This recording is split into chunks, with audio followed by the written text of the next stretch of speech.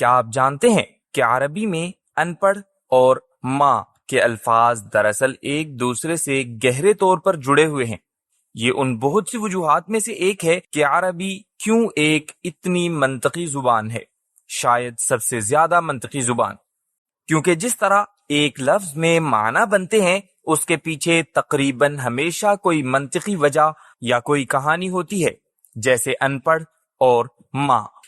لیکن یہ دو مختلف الفاظ آپس میں کیسے جڑے ہوئے ہیں؟ خیر، عربی میں ان پڑھ یا ناخواندہ کو امی کہا جاتا ہے، اور جیسا کہ آپ پہلے سے جانتے ہوں گے عربی میں ماں کو کہتے ہیں تو دونوں الفاظ میں ایک واضح مشابہت ہے،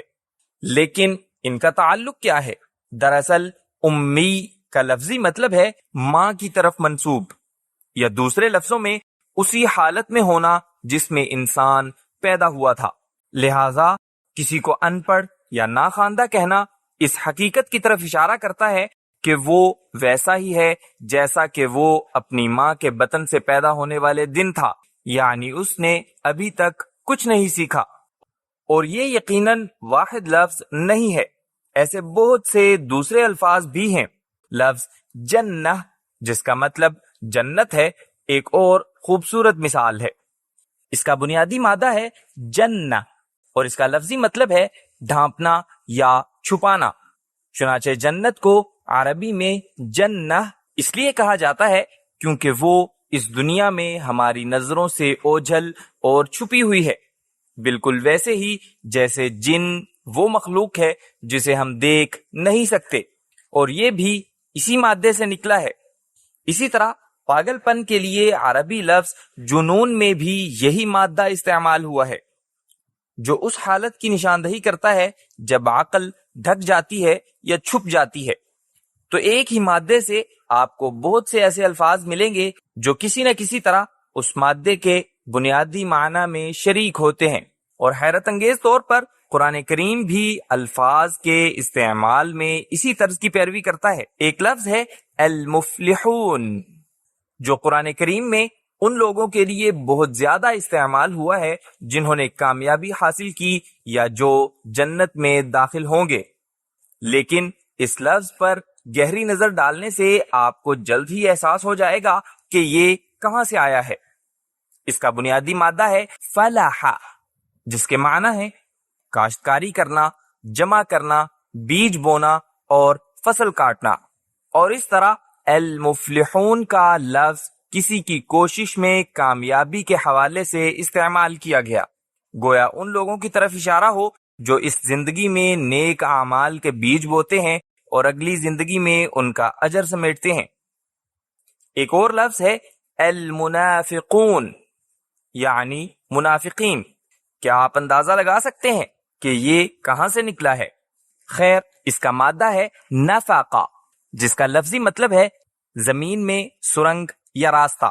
لہذا منافق کے لیے اس لفظ کا استعمال کرنا منطقی تھا، تاکہ یہ دکھایا جا سکے کہ ایسا کرنے والا دراصل اپنے دل میں کچھ ایسا چھپاتا ہے جسے ہم دیکھ نہیں سکتے، بالکل اسی طرح جیسے ایک سرنگ زمین کے نیچے راستے کو چھپاتی ہے۔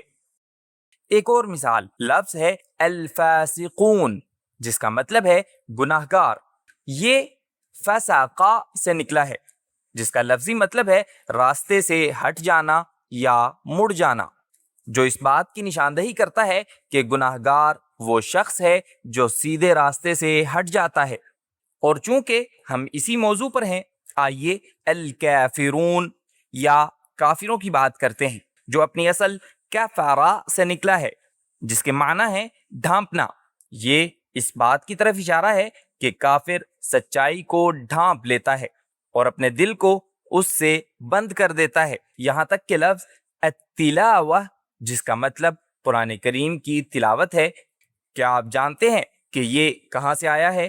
اور کیوں یہ لفظ خاص طور پر قرآن کریم کی تلاوت کے لیے استعمال ہوتا ہے؟ دراصل تلا کے معنی ہے پیروی کرنا یا پیچھے چلنا،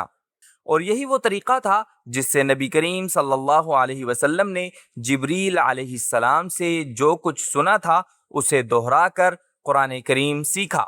اور قرآن سیکھنے کا صحیح طریقہ دراصل یہی ہے، سننا اور لفظ بلفظ پیروی کرتے ہوئے دہرانا، یہاں تک کہ لفظ نبی، جسے ہم یقیناً جانتے ہیں کہ اس کا مطلب پیغمبر ہے، اس کے لیے بھی ایک وجہ ہے کہ یہ لفظ خاص طور پر پیغمبر کے لیے کیوں استعمال ہوتا ہے، کیونکہ یہ دراصل نکلا ہے نبأ سے،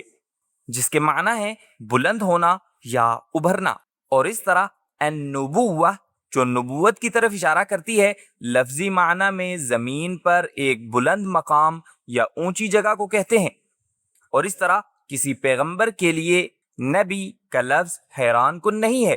کیونکہ پیغمبر ایسی شخصیت ہے جو اپنے لوگوں میں مرتبے اور مقام کے لحاظ سے بلند ہو جاتا ہے، کیونکہ وہ اللہ تعالیٰ کا پیغام لے کر آتا ہے اور اسی وجہ سے پہچانا جاتا ہے۔